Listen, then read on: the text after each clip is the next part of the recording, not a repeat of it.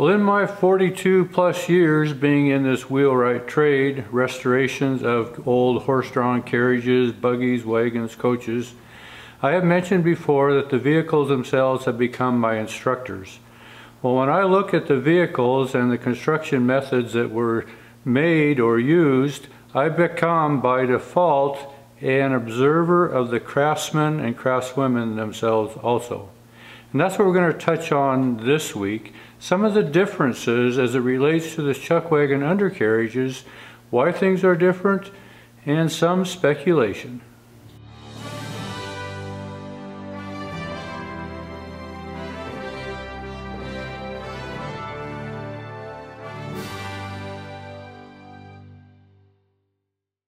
Well, as many of you have been following along in the rebuilding of this chuck wagon undercarriage, you have been seeing the process that I went through on building these standards, or sometimes called bolster stakes. Some of these bolster stakes that I built in the past, remember, have had rings on the side. Well, this one has a rectangular pair of sockets, clips on the front of these. This side iron brace comes out in a configuration like so, and you remember from watching those videos how it's clipped underneath. Well, this one has a round top to it. Sometimes people will think that these square clips in front are signature of an international style wagon, and they are, but oftentimes in the wagons that I've had here that have actually been marked international have had kind of a square top instead of this round top on this standard or bolster stake. But the majority, you know, of these bolster stakes will have rings on the side. And if you go back and watch the new undercarriage that I built for the sheep wagons that went to the Boise Sheep Camp Company in Boise, Idaho, I also made them with the rings on the side. You know, these rings are oftentimes just used as lashing points. Sometimes there's some speculation that the larger ones are on top and the smaller are on the bottom, that possibly you could put a pole in to help support the size if you had a larger, tall, loose bundle on the hay wagon, perhaps some straw or hay, whatever. Again, kind of speculation, but oftentimes they're used to lash the top to or to lash the load to. Well, I have a number of these bolster stakes that I have laid out, and kind of going to go through some of those differences, and some of it's speculation as to why are they different. Well, I have laid out on my table saw that you all know that I do use as a bench. I have 11 different patterns of bolster stakes and the irons that are used on these stakes. And we're going to go through one by one and just see some of the comparisons and some of the differences. Each individual one I have here is distinctly different from the others, although sometimes it is in just a subtle change. So these first two bolster stake irons seem kind of similar, somewhat same configuration. Both are drawn down to the bottom of the bolster and are turned over. This one is rather short, this one is a little longer, kind of a minor difference. The biggest difference between these two is in the front back support iron. This one is an 1/8 inch, maybe a little shy, by 1.5 inches. This is more 3/16 by only 1 inch. The support here is designed to keep the stress front and back, but both of these and all of these in fact are designed to keep the wagon box in place. So the stake rings are a little different. They are both cast, very similar, but this style here was, this ring was put on top of the rivet. This top ring here was placed underneath the rivet. Not a big difference. It was just somebody's idea of what worked in their production lineup. Now in overall height, both of these are both about 15 inches to the top of the irons. The end cap iron is a little different on these. This first one here is 1.5 inches. The second one is 1.75 inches. Again, it's that protective plate over the end of the bolster, both serving the same function, but just a little bit different style from a different company. Well, this one here, the next one in our lineup, it's missing this end cap, which it would have had, But the biggest difference here is that it doesn't come to this outside support. It just has this 90-degree right angle bend here. Again, a little different style. Now these rings are different than these first ones. The casting style is different. You can see the casting style on this one here. It just runs just a continual flat loop here, whereas this one has more of a shoulder coming up to this hinge point. So you can see there's a difference there in the casting styles of the loops. Just a different company. Well, this next one would have had the rings here. They are missing, but again, it has the bent over on the bottom. This is a little longer, graduating here. This one is kind of similar to the second one. We'll readjust these here. This one, except the length of this front to back support iron is significantly shorter on this one here than this one here. This one has a single rivet. This one has just a double rivet right on the top. So you can see the difference in style of this support. So as I bring this first iron up against the stake iron that is on this chuck wagon that we're building, you can see the similarities, but the differences between the rings and the stake pockets on the front. Also the front and rear braces. This is a 1 inch, again, where this is 1.5 inches. Both of these are 1.5 inches over the end of the bolster itself. Similar style, maybe a little different in extreme of the bend, but very similar in style, and again bent over at the bottom.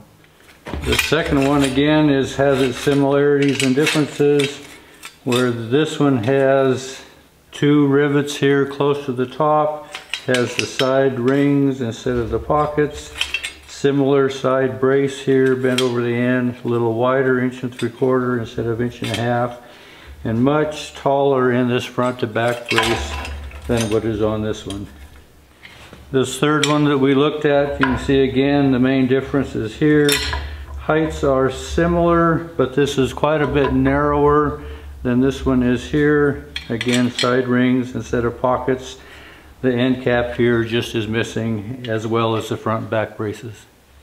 So this fourth one, again, somewhat similar in these front back braces, but this one is very narrow. But when it is put down here upon the bolster itself, it's actually just a little bit shorter. Again, this would have had rings, but these are missing on this sample here. So this next sample, again, it doesn't have the side rings. I thought maybe it was missing.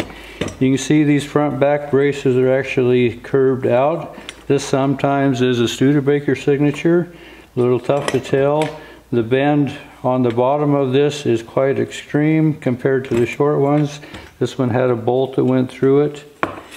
But this one, instead of the side rings, has a cast ring on the front back brace. It's kind of unique and a little distinct on this one. So as we put it up against the chuck wagon, the one that we're working on, this is actually the right side. This ring would have been forward. But again, you can see the different bracing, curved to the side instead of straight up and down, and a round ring in front instead of the square pocket. So this next one is significantly shorter. This one is actually only about 12 inches tall. It has homemade style rings. These are not cast. They actually are welded here in the center.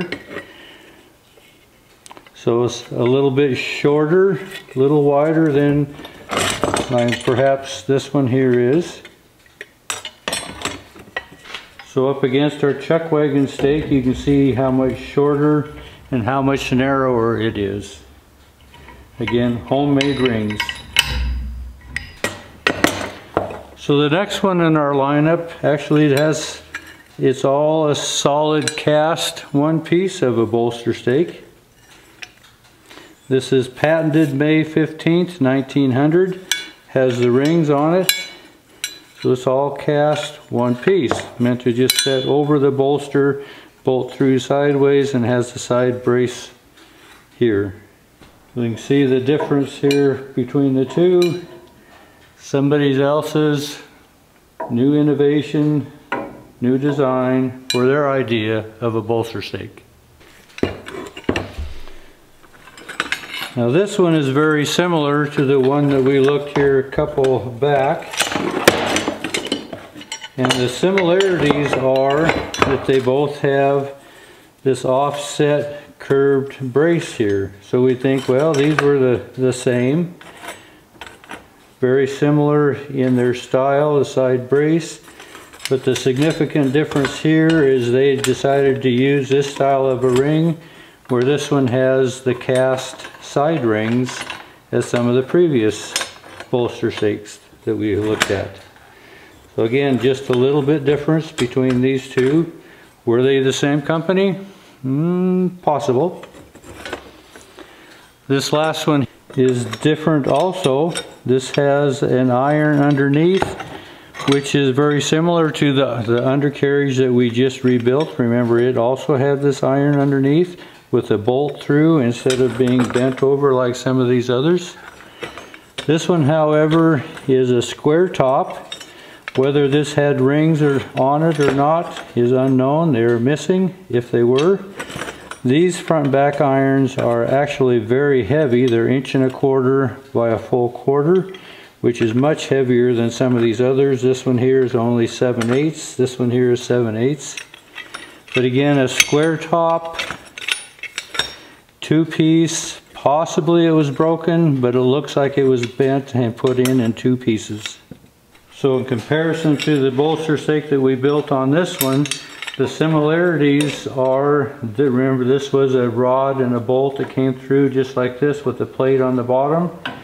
This side brace is different, but again bolted clear through, and bent side irons, square topped. So in construction to the bolster itself, these two are similar, where all the others were different, but square topped. Now I have two old bolsters that are just sitting here on the bench. Now this one in front is kind of different. It's an open top, no signature of any rings that were in this one. This side iron here is altogether different. You see it all bent one piece, but it gives the side support. Now this iron here on the inside is not a flat iron, but you can see it has a beveled iron on it instead of square. This bolster stake is extremely short. It's only 9 inches, maybe 9.5 when it was new. There's no indication of any front to back support irons. Very short, very sturdy, very plain, simple bolster iron. This one in the back is also very different. You see a few of these around, but there's no wood in this bolster stake at all. It is all formed steel. This is used as a channel iron for the side brace. It has a clip molded into it, similar to the cast one, where it would be bolted through. But again, in a very short bolster stake. This one is at max maybe only 8 inches tall. Very short, no wood involved. Well, over the years, different times, on and off, not a lot, but I've been asked to go through and examine different collections of vehicles, different styles, and do kind of a running commentary on how they were built and perhaps why. And frequently the questions are asked, well, why does this have a crowned axle? Why does that have a drop axle? Why are these 38s in front and why are these 43s, and different things like this. And oftentimes, as we have found with these bolster stake, or sometimes called standards, there is quite a variety in the designs and makes and models of these different styles. Well, bottom line, in my assessment, and this is just my assessment, and this has been my commentary to many of those who have asked these questions on why they are different, my comeback is probably because it's a difference between Ford, Chevy, Kia, Mazda, different makes, models. You know, the basic function of all these bolster stakes, the function is the same. It's to keep the box stable in place on the undercarriage. Now, the different designs and makers had their own styles of how to accomplish that task. So even in this brief overview, we have 12 different styles, and if you watch the borax wagons, they actually have their own different style, but the basic bottom line function of them all is to keep the box stable on the undercarriage. How that is done, you can see there's a lot of variety. So the foundation of all our cars that are on the road today basically have 4 wheels, have an engine, a place to sit, and it'll get you from point A to point B. Now past that, there are many different styles to accomplish that, and many different degrees of comfort and all this type of deal. Well, it's somewhat similar in the horse-drawn era also. You know, I have to remember that we as individuals, as people, vary quite a little bit in our desires, tastes, and things that we appreciate. Well, the people were no different back in that day also. People are still people, as they say, there's nothing new under the sun. So there's a variety in these basically because of personal taste. There is a function that has to be accomplished, but how that is accomplished incorporates many different styles and fashions. So that is very common here. So what I show you on this channel, I may show you one style of something that is accomplished or how it is accomplished, but there might be many different styles to accomplish that same function. So I hope this kind of helps clear that up, that there's not only one way, so to speak, to skin that cat. There is a variety of ways to accomplish the end goal. So this kind of demonstrates some of that. So thanks for following along. Thanks for watching.